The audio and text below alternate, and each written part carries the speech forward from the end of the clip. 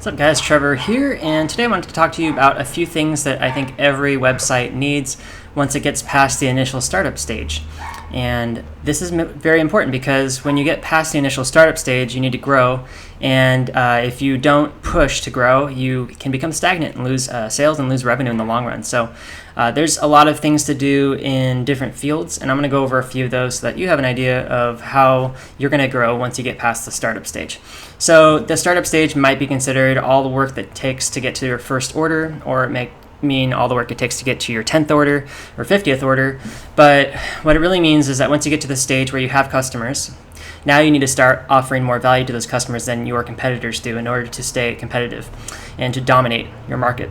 So a few of those things mean capturing those sales after, capturing those leads back to your website after they come to your website and leave. And what that's called usually remarketing or email marketing.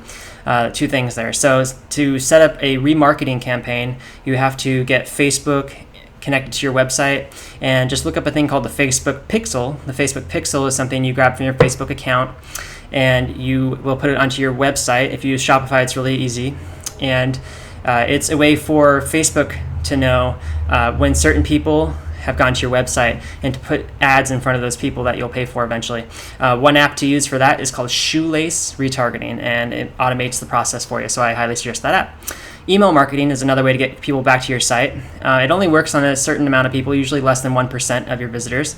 If you have a good enough email sign-up lead magnet, then they'll sign up for your list, and you can market to them maybe once a week or once every 2 weeks about a promotion or something else in your site that's exciting, new products like that.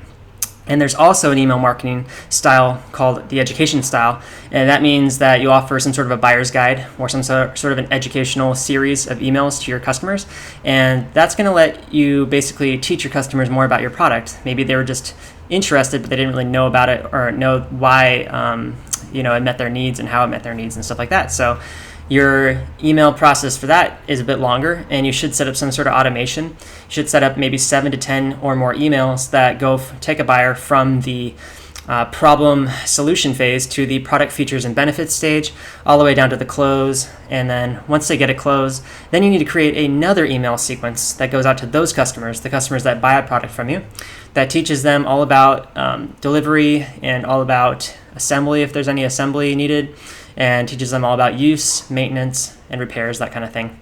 And then having more emails even after that, just to follow up with them, see how it's going, and also to pitch them more products in the future so that keep them coming back. So that's definitely something that takes a long time, it can take weeks to implement, but it's well worth it because it'll keep those customers coming back, and it'll also help you get more referrals from people those customers actually know by person. So the more touches you have with that person, the more emails and times they see you on Facebook, the more times they'll see your brand logo, they'll see your brand name, and if they get a good feeling about your business, if you delivered a good product to them and they love that product, well, they're more likely to suggest your business to their friends and family members. So there you go. Now, once you get down deep into business, you'll have a lot of other issues to deal with, and I'm going to go over a few of those now. One of them is inventory updates. So if you have an e-commerce store and you don't stock your own inventory, you're going to be reliant on another warehouse for their inventory. And every supplier is different. Some suppliers send you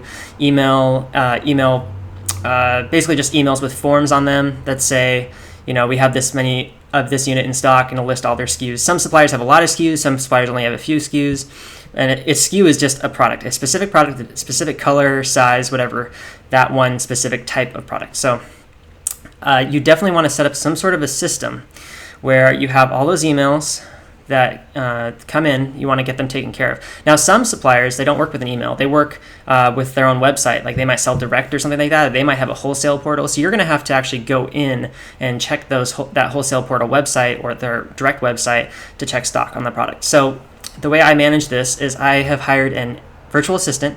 I've outsourced to the Philippines, and I pay them $3 per hour. And what they do is it usually takes them a few hours, 3 to 4 hours on a Monday, every Monday.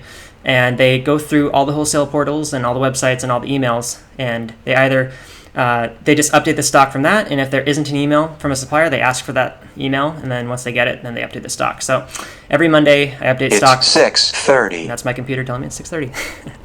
Anyway, every Monday they update the stock on the website. Now, they do that on just the best-selling products. On the products that don't sell as well, and usually they like have those in stock a lot more often. Well, those don't need to be updated every week. We update those once every 2 to 3 weeks. They still should be updated at least once a month. Okay, so that's something you'll need to get into. Another one is having a plan for YouTube videos. YouTube is one of the best ways to market your e-commerce website. So you can do another number of different videos. The best types of videos to do are testimonial videos and product review videos and spokesperson videos. You can outsource all of these, by the way, to Fiverr if you like. Fiverr is a great resource. Costs 20 to 30, maybe $50 per video if you want it done really well, but it can cost as little as $5 if it's really short. So definitely look into that.